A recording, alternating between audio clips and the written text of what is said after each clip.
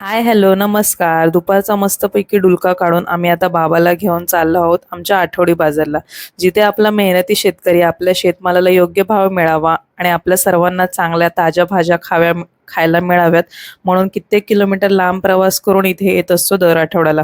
तर आपल्याकडे गुरुवारचा आठवडी बाजार असतो. चला तर पोहोचलोय आपण आपल्या आठवडी बाजारात.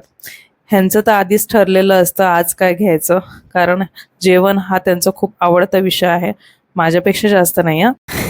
आम्ही इथे आलो सर्वात आधी पालेभाज्याच्या इथे जातो. आज आम्ही कांदापात घेतली.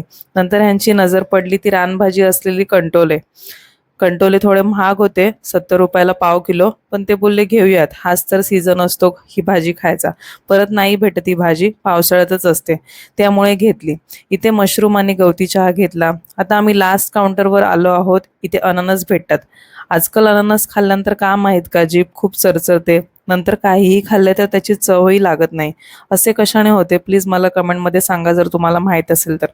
त्याच्याच बाजूला एक दादा देशी गीर गाईचं तूप घेऊन बसतो. त्याच्याकडे पनीर आणि बाकीचे कुंदा वगैरे प्रोडक्ट खूप फ्रेश असतात आणि प्युअर असतात. आम्ही दर आठवड्याला ह्यांच्याकडूनच पनीर घेतो. भाजी घेता घेता सूर्य मावळला आणि आकाश बघा कसं मस्त दिसतंय ना. जाता जाता आठवडी बाजारला आम्ही बाय बाय केलं आणि पुढच्या आठवड्यात पुन्हा भेटू असे आश्वासन स्वतःच्या मनाला देऊन आम्ही निघालो परतीच्या प्रवासाला. आठवडी बाजारच्या बाहेरच एका ताईचा ई नॅचरल्स कडून एक ट्रक आहे, तर त्यांच्याकडे सगळे ऑर्गॅनिक आणि हँडमेड प्रोडक्ट्स मिळतात, तर तुम्ही नक्की ते घेऊ शकता. वाटेतच आम्हाला गॅसचे हात बोलून दिसले. लहानपणी खूप खेळायचो याने, घरामध्ये सोडून द्यायचो असेच, ते वरती भिंतीला जाऊन चिपकून बसायचे. खूप मजा यायची याच्यासोबत खेळायला. चला तर मग आजचा मिनी व्लॉग इथेच संपवते. Bye bye.